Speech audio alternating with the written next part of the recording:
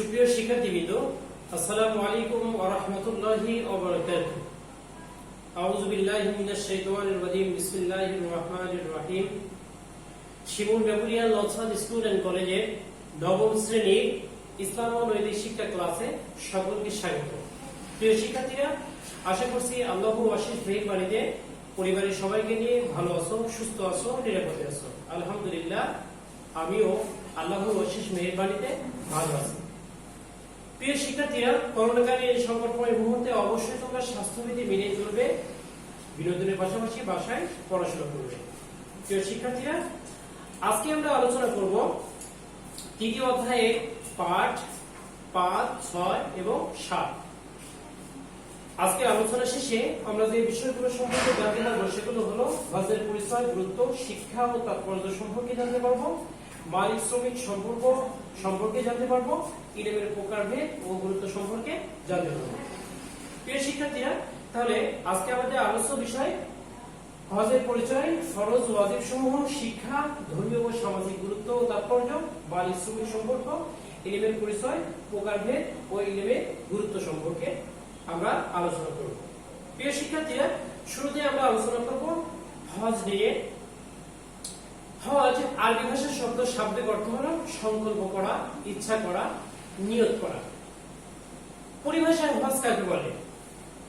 হজ হলো জিলহজ মাসে আল্লাহ তাআলার সন্তুষ্টি লাভের উদ্দেশ্যে পবিত্র কাবা গৃহ এবং সংশ্লিষ্ট স্থানসমূহ পরিভ্রমণ করাকে হজ বলে। প্রিয় শিক্ষার্থীরা, হজ ইসলামী শরীয়তে তথা ইসলামের যে 5টি গুরুত্বপূর্ণ ভিত্তি আছে তার মধ্যে অন্যতম একটি ভিত্তির নাম হলো হজ, যা ইসলামী শরীয়তে অবস্থান হলো পঞ্চম। প্রিয় শিক্ষার্থীরা, এই যে আমরা হজ নিয়ে যে আলোচনা করছি, এই হজটি সামর্থ্যবান ব্যক্তিদের উপর ফরজ। আর এই সামর্থ্যবান ব্যক্তিদের বলতে সামর্থ্যের ক্ষেত্রে আমরা দুইটি দিক আমরা অবশ্যই লক্ষ্য রাখবো। একটি হলো দৈহিক অর্থাৎ শারীরিকভাবে সক্ষম থাকতে হবে, দ্বিতীয়ত আর্থিকভাবেও কি সামর্থ্যবান থাকতে হবে। এই দুইটি দিক যার পরিপূর্ণ থাকবে সে ব্যক্তির উপর জীবনে একবার হজ পালন করা ফরজ। যেমন মহান আল্লাহ তাআলা বলেন, ওয়ালিল্লাহি আলান নাসি হিজ্জুল বাইতি মান ইসতাতা ইলাইহি সাবিলা, অর্থাৎ মানুষের মধ্যে যার আল্লাহর ঘর পর্যন্ত পৌঁছার সামর্থ্য আছে তার উপর আল্লাহর উদ্দেশ্যে ওই ঘরের হজ করা অবশ্য কর্তব্য অর্থাৎ ফরজ। প্রিয় শিক্ষার্থীরা, তাহলে আলে ইমরানের 7 নম্বর আয়াতের মাধ্যমে আমরা জানছি যে যাদের আল্লাহর ঘর তওয়াফ অর্থাৎ পবিত্র কাবা ঘরে যাতায়াতের দৈহিক এবং আর্থিক সামর্থ্য আছে সে সমস্ত ব্যক্তিদের উপরে জীবনে একবার হজ পালন করা ফরজ। প্রিয় শিক্ষার্থীরা, এই পর্যায়ে আমরা জানবো যে এই যে হজ, এই হজ পালন করতে গেলে কি কি দায়িত্ব পালন করতে হবে। সর্বপ্রথম যে কাজটি করতে হয় সেটা হলো হজের ফরজগুলো পালন করতে হয়। হজের ফরজ হলো 3টি। হজের ফরজ 3টি। 1 নম্বর ফরজ হলো ইহরাম বাঁধা। ইহরাম বাঁধা বলতে আমরা বুঝি যে আনুষ্ঠানিক নিয়ত, অর্থাৎ হজ করার জন্য অবশ্যই কি করতে হবে, একজন ব্যক্তিকে ইহরাম বাঁধতে হবে, নিয়ত করতে হবে এবং সেই নিয়ত করার পর হজের জন্য হজের নিয়ত করার পর যে সমস্ত কাজ করা নিষিদ্ধ সেই সমস্ত কাজ থেকে বিরত থাকতে হবে। এটিকে বলা হয় কি ইহরাম বাঁধা। 2 নম্বর 9 জিলহজ তারিখে আরাফাতের ময়দানে অবস্থান করা। একজন হাজীকে অবশ্যই কি হজ পালন করতে গিয়ে 9 জিলহজ তারিখে কিছু সময়ের জন্য হলেও, যদি সমস্যা থাকে সেক্ষেত্রে কিছু সময়ের জন্য হলেও অবশ্যই 9 জিলহজ তারিখে আরাফাত ময়দানে অবস্থান করতে হবে। আর 3 নম্বর তাওয়াফের জিয়ারত করা, অর্থাৎ 10 জিলহজ থেকে 12 জিলহজ এর মধ্যে অবশ্যই সেই ব্যক্তিকে কাবা ঘর প্রদক্ষিণ করতে হবে, তাওয়াফ করতে হবে। এই 3টি হলো কি হজের ফরজ। কোন একটি ফরজ যদি বাদ পড়ে তাহলে সেই ব্যক্তির হজ হবে না, সেই ব্যক্তির হজ বাতিল হয়ে যাবে। প্রিয় শিক্ষার্থীরা, লক্ষ্য করো, তোমাদের জন্য আমি পিকচার দিয়েছি, ছবি দিয়েছি, ছবিগুলো লক্ষ্য করো। ইহরাম বাঁধা অর্থাৎ অবশ্যই ইহরাম বাঁধতে হবে। এরপর 9 জিলহজ তারিখে আরাফাত ময়দানে অবস্থান করে, এটি হলো আরাফাত ময়দান। 9 জিলহজ তারিখে অবশ্যই একজন হাজীকে এই আরাফাত ময়দানে অবস্থান করতে হবে। তৃতীয়ত তাওয়াফের জিয়ারত, অর্থাৎ 10 থেকে 12 জিলহজ তারিখে এই কাবা গৃহযুক্ত ঘরটিকে কি করতে হবে, প্রদক্ষিণ করতে হবে, তাওয়াফ করতে হবে। এ পর্যায়ে 2 নম্বর যে কাজগুলো অবশ্যই করতে হবে সেটা হলো কি হজের ওয়াজিব। হজের ওয়াজিব হলো 7টি। হজের ওয়াজিব 7টি ওয়াজিব কি? 9 জিলহজ দিবাগত রাতে মুজদালিফা অবস্থান করা, অর্থাৎ এই যে মুজদালিফা একটি ময়দানের ছবি দেওয়া হয়েছে, এই মুজদালিফা অবস্থান করতে হবে। 2 সাফা ও মারওয়া পাহাড় দ্বয়ের মাঝে সাই করা। সাই আরবি ভাষার শব্দ, শাব্দিক অর্থ হলো দৌড়াদৌড়ি করা। অর্থাৎ একজন হাজিকে অবশ্যই সাফা এবং মারওয়া পাহাড়ের মাঝে 7 বার কি করতে হবে? দৌড়াদৌড়ি করতে হবে, প্রদক্ষিণ করতে হবে। 3 নম্বর 10, 11, 12 তারিখে মিনায় 3টি নির্ধারিত স্থানে 7টি কঙ্কর শয়তানের উদ্দেশ্যে নিক্ষেপ করা। অর্থাৎ যদিও সেখানে শয়তান নেই, কিন্তু শয়তানের প্রতি ঘৃণা প্রদর্শনের জন্য অবশ্যই এই 10, 11 এবং 12 তারিখে 3টি নির্ধারিত স্থানে কি করতে হবে? শয়তানকে উদ্দেশ্য করে কঙ্কর নিক্ষেপ করতে হবে। এই যে দেখো যে একটি নির্দিষ্ট একটি স্তম্ভ রাখা হয়েছে, এই নির্দিষ্ট স্তম্ভকে উদ্দেশ্য করে হাসিগণ পাথর নিক্ষেপ করতে থাকে। আর পাথর নিক্ষেপের মূল উদ্দেশ্য হলো শয়তানের প্রতি কি করা? ঘৃণা প্রদর্শন করা। আর আরেকটি কাজ হলো হযরত ইব্রাহিম এবং ইসমাঈল আলাইহিস সালাম এই শয়তানকে উদ্দেশ্য করে পাথর ছুঁড়েছিলেন। সেই ইব্রাহিম আলাইহিস সালাম এবং ইসমাঈল আলাইহিস সালামের স্মৃতি রক্ষার্থেও কি হাজিগণ শয়তানকে উদ্দেশ্য করে এখানে কি মিনায় পাথর নিক্ষেপ করে থাকে। 4 নম্বর হলো কুরবানি করা। অর্থাৎ হাজিগণ অবশ্যই কি করবে? হজ পালন করতে গিয়ে কুরবানি আদায় করবে। 5 নম্বর মাথা কামানো। অর্থাৎ মাথা কামানোর বিষয়ে নিয়ম আছে যে ছেলেরা অর্থাৎ পুরুষরা অবশ্যই মাথার চুল একেবারে কি চেঁচে বা কামিয়ে ফেলতে পারে, অথবা এমন ভাবে ছোট ছোট করে কাটবে যে যাতে করে তাদের মাথার চামড়া পর্যন্ত দেখা যায়। আর মেয়েদের ক্ষেত্রে নিয়ম হলো যে মেয়েরা তাদের চুলের প্রিয়দংশ অর্থাৎ চুলের মাথা থেকে আগা থেকে অবশ্যই কি করবে? 1 মুষ্টি পরিমাণ চুল কি করবে? কর্তন করবে। তাহলে কি এই ওয়াজিব কাজটি পালন হয়ে যাবে। 6 নম্বর বিদায়ী তাওয়াফ করা। অর্থাৎ কাবার বাহিরে অর্থাৎ কাবার চত্বরের বাহিরে অর্থাৎ মক্কার বাহিরে যে সমস্ত লোকেরা হজ পালন করতে যায় অবশ্যই তাদেরকে হজ পালন করা শেষে বিদায়ী তাওয়াফ করতে হবে। এটিকে বলা হয় কি? বিদায়ী তাওয়াফ। অর্থাৎ আসার সময় যে তাওয়াফটি করা হয় এটি হলো বিদায়ী তাওয়াফ। 7 নম্বর হলো দম দেওয়া। দম শব্দের শাব্দিক অর্থ হলো রক্ত প্রবাহিত করা। হাজিগণ হজ পালন করতে গিয়ে ইচ্ছায় বা অনিচ্ছায় যদি কোনো ওয়াজিব কাজ বাদ করে তাহলে সেই ওয়াজিবের ত্রুটি সংশোধনের জন্য আল্লাহ তাআলার উদ্দেশ্যে কি করবে? তারা কুরবানি করবে। আর এটিকে বলা হয় কি? দম দেওয়া। দম দেওয়া হলো একটি ওয়াজিব কাজ। প্রিয় শিক্ষার্থীরা, আমরা হজের ফরজ জানলাম, ওয়াজিব জানলাম, এরপর যে আমরা জানবো হজের গুরুত্ব সম্পর্কে। হজের গুরুত্ব সম্পর্কে নবী সাল্লাল্লাহু আলাইহি ওয়াসাল্লাম বলেন, আল হজ্জু মাবরুর লাইসা লাহু জাযাউন ইল্লা জান্নাহ। অর্থাৎ মাবরুর হজের বিনিময় জান্নাত ছাড়া আর কিছুই নেই। বুখারী ও মুসলিম শরীফের মধ্যে রাসূল সাল্লাল্লাহু আলাইহি ওয়াসাল্লাম বলেছেন যে যদি কোনো হাজীর হজ কবুল হয়, যদি কোনো ব্যক্তি তার হজকে আল্লাহ তাআলার নিকট গ্রহণীয় করতে পারে তার আমলের দ্বারা, তার অর্থের দ্বারা, তার একনিষ্ঠ নিয়তের দ্বারা, তাহলে মহান আল্লাহ তাআলা সেই হজের বিনিময়ে অবশ্যই সেই ব্যক্তিকে কি করবেন? জান্নাত দান করবেন। আর এটি অবশ্যই কি বুখারী এবং মুসলিম শরীফের মধ্যে নবী সাল্লাল্লাহু আলাইহি ওয়াসাল্লাম উল্লেখ করেছেন। প্রিয় শিক্ষার্থীরা, এছাড়াও রাসূল সাল্লাল্লাহু আলাইহি ওয়াসাল্লাম বলেছেন যে ব্যক্তি হজ করে সে নবজাত শিশুর মতো হয়ে যায়। তাহলে অবশ্যই নবজাত শিশুর মতো হবে কোন ব্যক্তি? যে ব্যক্তির অর্থ হালাল থাকবে, একনিষ্ঠ নিয়ত থাকবে আল্লাহ তাআলাকে খুশি করার জন্য। প্রিয় শিক্ষার্থীরা, তাহলে অবশ্যই কি করতে হবে? যে যদি আমরা নবজাত শিশুর মতো হতে চাই অবশ্যই আমাদের অর্থ হালাল হতে হবে, আমাদের একনিষ্ঠ নিয়ত থাকতে হবে যে আল্লাহর সন্তুষ্টির জন্য আমি হজ পালন করছি, কোনো ব্যক্তিকে দেখানোর জন্য নয়, কোনো খ্যাতি অর্জনের জন্যই নয়। ঠিক আছে? তাহলে এমন নিয়তের যদি কোনো ব্যক্তি হজ করে অবশ্যই সে ব্যক্তি হজ করার ফলে সে ব্যক্তিকে নবজাত শিশুর মতো হয়ে প্রত্যাবর্তন করবে। হজের সামাজিক গুরুত্ব সম্পর্কে আমরা জানি যে হজ হলো মুসলিম সম্প্রদায়ের জন্য এটি কি? মহা সম্মেলন। প্রিয় শিক্ষার্থীরা, এই এমন একটি ইবাদতের নাম হলো হজ, যেমন নবী সাল্লাল্লাহু আলাইহি ওয়াসাল্লাম এবং পূর্ববর্তী নবীদের স্মৃতি যদি আমরা সচক্ষে দেখতে চাই তাহলে যে ইবাদতের মাধ্যমে আমরা দেখতে পারবো সেই ইবাদতের নামই হলো কি? হজ। মহান আল্লাহ তাআলা সূরা হজের মধ্যে বলছেন, মানুষের নিকট হজের ঘোষণা করে দাও, তারা তোমার নিকটে আসবে পায়ে হেঁটে ও সর্বপ্রকার উটের পিঠে আরোহণ করে তারা আসবে দূর দূরান্তের পথ অতিক্রম করে। প্রিয় শিক্ষার্থীরা, হযরত ইব্রাহিম আলাইহিস সালাম এবং ইসমাঈল আলাইহিস সালাম যখন কাবা ঘর নির্মাণ করলেন, কাবা ঘর নির্মাণের পর মহান আল্লাহ তাআলা হযরত ইব্রাহিম আলাইহিস সালামকে এই হজের আহ্বান জানিয়ে দিতে বলেছিলেন এবং বলেছিলেন যে এভাবে তারা বিভিন্ন জায়গা থেকে তারা বান্দাগণ কি তার ঘরে হজ পালনের উদ্দেশ্যে কি আগমন করবে। প্রিয় শিক্ষার্থীরা, হজের সামাজিক গুরুত্ব দেখো যে আমাদের সমাজে ধনী গরিব, শিক্ষিত অশিক্ষিত, সাদা কালো বিভিন্ন ধরনের মানুষের কি বসবাস। এই যে মানুষের যে শ্রেণীবিন্যাস, এই শ্রেণীবিন্যাসের পরিপূর্ণ কি অবসান ঘটে এই হজ। প্রিয় শিক্ষার্থীরা, তাহলে সামাজিক যে গুরুত্ব, সেই সামাজিক গুরুত্বের মধ্যে আমরা জানতে পারলাম কি যে হজ এমন একটি ইবাদত যে ইবাদতের মাধ্যমে ধনী গরিব, শিক্ষিত মূর্খ, সাদা কালো বিভিন্ন শ্রেণীর মানুষ যে ভেদাভেদ থাকে সামাজিক ক্ষেত্রে সেটি পরিপূর্ণভাবে নিরসনে বা এই প্রথা বিরক্তির অন্যতম একটি মাধ্যম হলো কি হজ। যে হজে গিয়ে একজন গরিব মানুষ অর্থাৎ একজন সাদা মানুষও যেমন সেলাইবিহীন কাপড় পরিধান করে, ঠিক তেমনি ভাবে একজন কালো মানুষও কি সেলাইবিহীন কাপড় পরিধান করে। একজন বাংলা ভাষাভাষী মানুষও কি লাব্বাইক আল্লাহুম্মা লাব্বাইক বলে, ঠিক তেমনি ভাবে ইংরেজি ভাষাভাষী মানুষও কি লাব্বাইক আল্লাহুম্মা লাব্বাইক বলতে থাকে।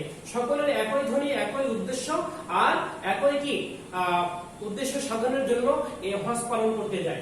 আর এতে করে সারা বিশ্বের মানুষ, শুধু সামাজিক নয়, বিশ্ব ভ্রাতৃত্বের কি এটি মহান সুযোগ তৈরি করে কি এই হজের মাধ্যমে আমাদের একত্রিতকরণ। এই জন্য অবশ্যই কি করতে হবে, সামর্থ্যবান যারা থাকবে তারা যতই দূর দূরান্ত থাকুক না কেন অবশ্যই তারা কাবা ঘর তওয়াফ করবে, হজ আদায় করবে।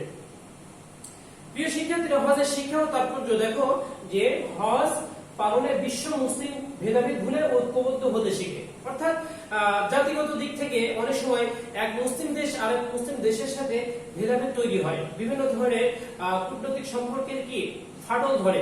কিন্তু হজ হলো এমন একটি ইবাদত যে ইবাদতের মাধ্যমে যে জাতিগত ভেদাভেদ যতই থাকুক না কেন সবাই একত্রিত হয়ে একই ধ্বনি, একই উদ্দেশ্য সাধনের জন্য তারা সম্মিলিত হয়ে তারা ইবাদতটি পালন করে থাকে।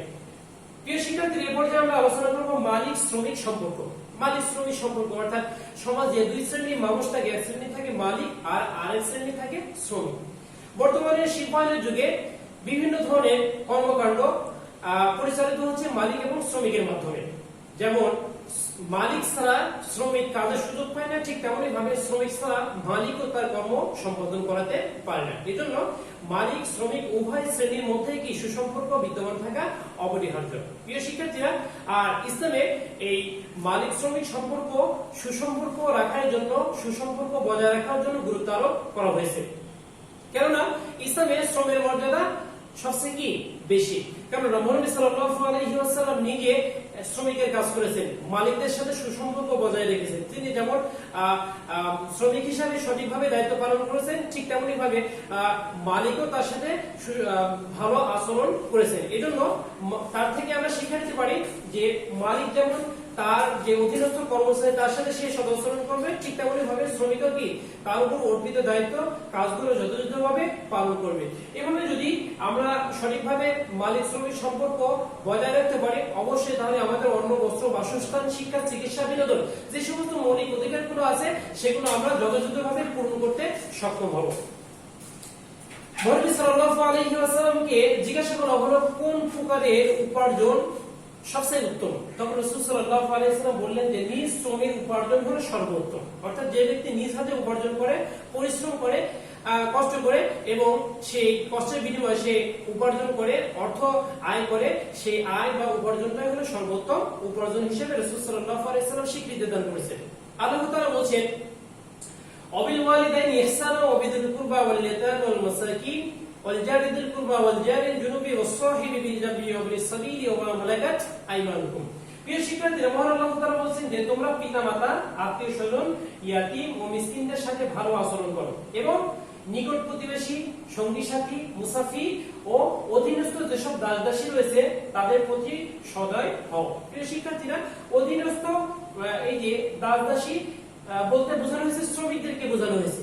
তাহলে অধীনস্থ শ্রমিকদের সাথে কেমন ব্যবহার করতে হবে, পিতামাতার সাথে যেমন ভালো আচরণ করতে হবে, আত্মীয় স্বজনের সাথে যেমন ভালো আচরণ করা হয়, নিকট আত্মীয়দের সাথে, প্রতিবেশীদের সাথে যেমন আচরণ করা হয়, ঠিক তেমনি ভাবে একজন অধীনস্থ যে দাসদাসী আছে বা শ্রমিক আছে তাদের সাথে কি করতে হবে, ভালো আচরণ করতে হবে।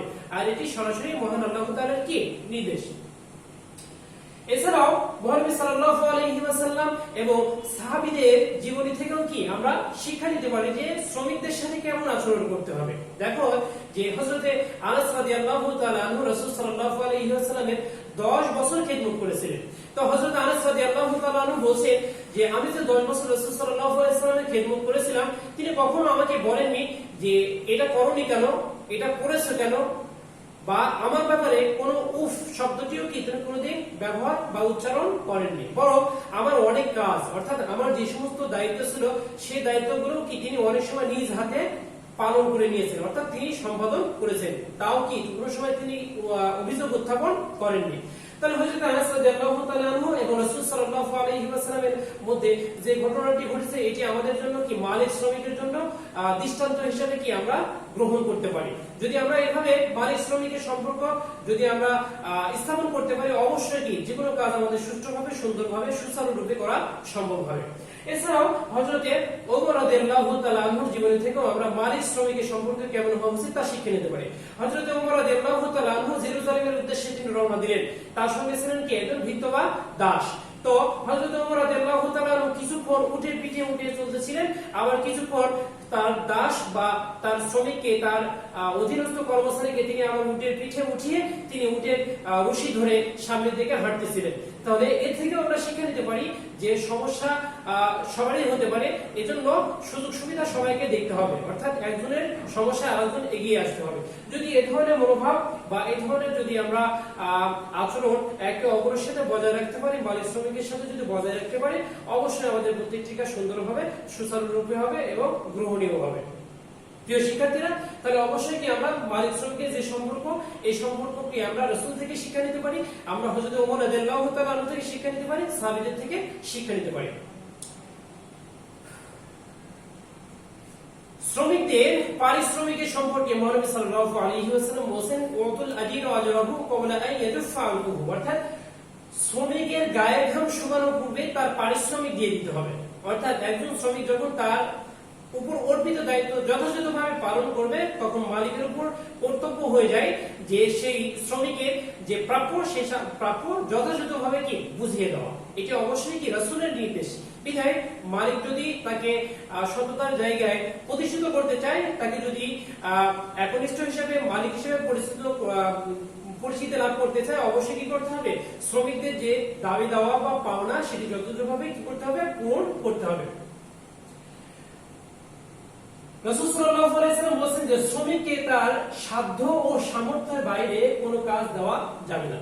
অর্থাৎ শ্রমিকের জন্য যেটা করা সম্ভব নয়, যেটি তার উপরে কি জুলুম বা যে বিষয় সে অপারগ, এমন পরিমাণে বেশি বোঝা বা বেশি কাজের প্রেশার দেওয়া কোনো সময় কি উচিত হবে না, কেননা এটি এক প্রকার কি হবে, জুলুম হবে। এইজন্য রাসূল সাল্লাল্লাহু আলাইহি ওয়াসাল্লাম বলেছেন যে শ্রমিককে তার সাধ্য ও সামর্থ্যের বাইরে কোনো কাজ দেওয়া যাবে না। মুসলিম শরীফের মধ্যে রাসূল সাল্লাল্লাহু আলাইহি ওয়াসাল্লাম বলেছেন। এছাড়াও নবী সাল্লাল্লাহু আলাইহি ওয়াসাল্লাম বলেছেন যে গোলাম যখন মালিকের কাজ সুচারুরূপে করে এবং সুষ্ঠুভাবে আল্লাহর ইবাদত করে, তখন সে কি দ্বিগুণ প্রতিদান পায়। যদি কোনো শ্রমিক একনিষ্ঠভাবে মালিকের কাজ সম্পাদন করে এবং পাশাপাশি আল্লাহর ইবাদত বন্দেগীও করে, তাহলে রাসূল সাল্লাল্লাহু আলাইহি ওয়াসাল্লাম বলেছেন যে সেই শ্রমিকের ইবাদতকে, সেই শ্রমিকের ইবাদতের সওয়াবকে আল্লাহ তাআলা দ্বিগুণ পরিমাণ করে দিবেন। প্রিয় শিক্ষার্থীরা, তাহলে অবশ্যই কি আমি শিক্ষক, তোমরা স্টুডেন্ট বা ছাত্র, এখন হয়তো বা তোমাদের প্রশ্ন হতে পারে যে এই ক্ষেত্রে আমরা এই মালিক শ্রমিকের সম্পর্ক বা এই শ্রমটাকে আমরা কিভাবে নিতে পারি। তোমরা এখন তোমাদের চাকরির সময় হয়নি বা তোমরা হয়তো বা অন্য কোথাও কি শ্রম দাও না, তোমাদের শ্রম হলো পড়াশোনা। এই জন্য অবশ্যই তোমরা কি করবে, পড়াশোনার ক্ষেত্রে তোমরা এই পদ্ধতি অবলম্বন করবে, অর্থাৎ যথাযথভাবে তোমরা যদি পড়াশোনা করো, পাশাপাশি যদি আল্লাহ তাআলার ইবাদত বন্দেগীও করো, তাহলে অবশ্যই আল্লাহ তাআলা তোমাদের এই উভয় কাজের মধ্যেই কি আল্লাহ তাআলা অধিক পরিমাণে কি সওয়াব দান করবেন।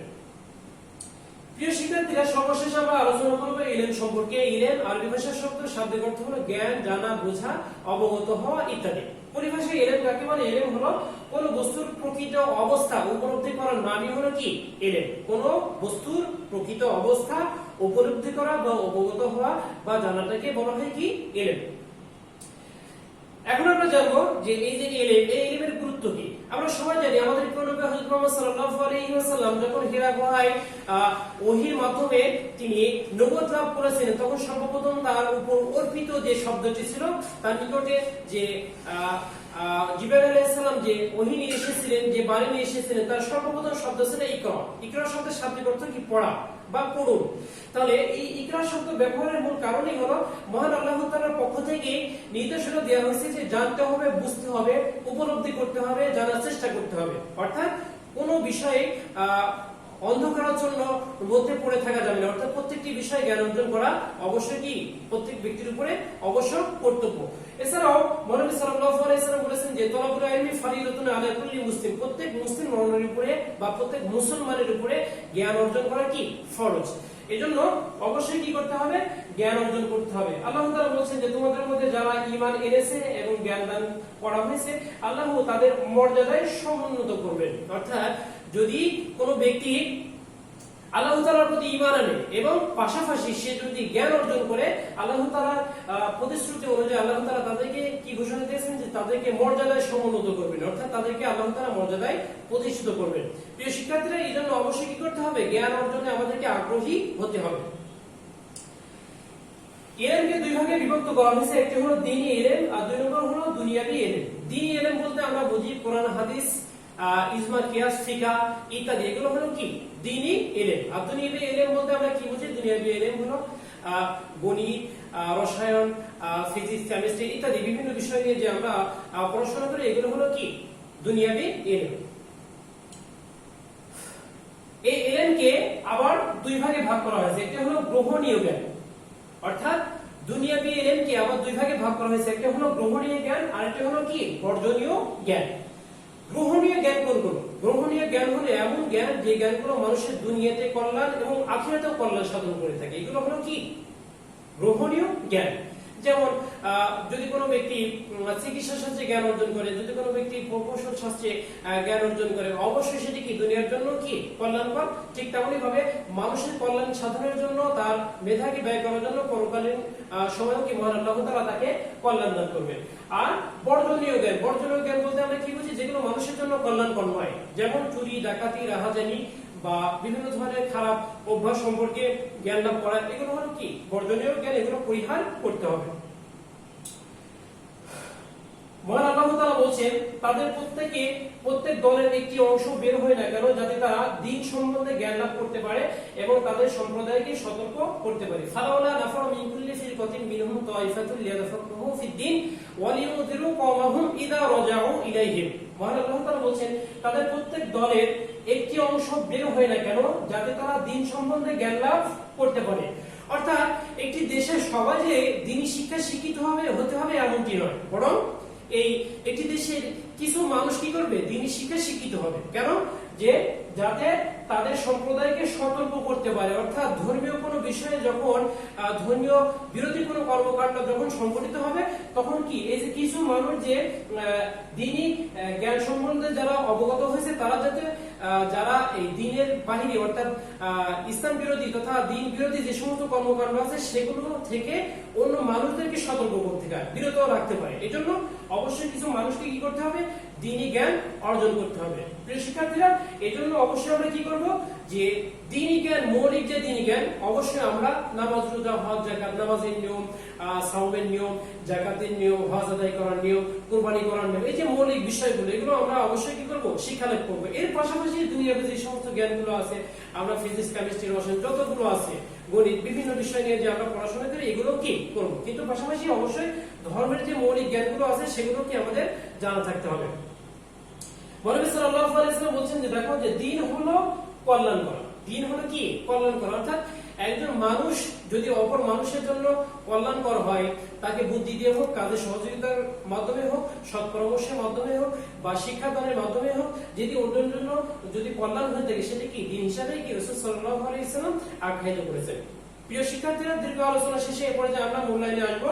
মূল্যায়নে তোমাদের জন্য প্রশ্ন রয়েছে, হজ শব্দের অর্থ কি? হজ শব্দের শাব্দিক অর্থ হলো ইচ্ছা করা, নিয়ত করা, সংকল্প করা ইত্যাদি। হজের প্রথম ফরজ কোনটি? হজের প্রথম ফরজ হলো ইহরাম বাঁধা। এই যে হজের নিয়ত করে ইহরামের যে কাপড় পরিধান করা হয়, এটাকে বলা হয় কি ইহরাম বাঁধা। হজের ফরজ হলো ইহরাম বাঁধা। রাসূল সাল্লাল্লাহু আলাইহি ওয়াসাল্লাম শ্রমিকের মর্যাদা সম্পর্কে তিনি কি বলেছেন? শ্রমিকের মর্যাদা সম্পর্কে রাসূল একাধিক হাদিস বলেছেন যে শ্রমিকের গায়ের ঘাম শুকানোর পূর্বে তাকে পারিশ্রমিক দিয়ে দাও। রাসূল সাল্লাল্লাহু আলাইহি ওয়াসাল্লাম বলেছেন যে নিজ হাতের উপার্জনই হলো সর্বোত্তম উপার্জন, অর্থাৎ শ্রমিকের যে উপার্জিত অর্থ সেই উপার্জিত অর্থকে সর্বোত্তম উপার্জন হিসেবে তিনি কি আখ্যায়িত করেছেন। হজ আদায়কে দম দিতে হয় কেন? হজ আদায় করে দম দিতে হয় কারণ হলো হজের ওয়াজিব পালনে ইচ্ছাকৃত বা অনিচ্ছাকৃত যদি বাদ পড়ে তাহলে অবশ্যই কি করতে হবে? সে হাজিকে দম দিতে হবে। ইলম কত ভাগে বিভক্ত? ইলম প্রধানত দুই ভাগে বিভক্ত, সেটা হলো দ্বীনি ইলম এবং দুনিয়াবি ইলম। প্রিয় শিক্ষার্থীরা, তাহলে আজকে যে আলোচনা করলাম আমরা আজকের ক্লাসের উপর, আগামী দিন তোমাদের পাঠ 5, 6 ও 7 এই অংশের উপর তোমাদের রিভিশন টপ ক্লাস 3 হবে। অবশ্যই তোমরা বাসায় আজকে ক্লাসটি সুন্দরভাবে অধ্যয়ন করবে, চর্চা করবে, প্র্যাকটিস করবে, আর আগামী দিন অবশ্যই তোমরা রিভিশন টপ ক্লাসটি সুন্দরভাবে কমপ্লিট করবে। প্রিয় শিক্ষার্থীরা, আগামী দিনের নতুন ক্লাসের আহ্বান জানিয়ে সকলের সুস্বাস্থ্য দীর্ঘায়ু কামনা করে আজকের মতো এখানে শেষ করছি। ওয়া আখিরু দাওয়ানা আলহামদুলিল্লাহি রাব্বিল আলামিন। আসসালামু আলাইকুম।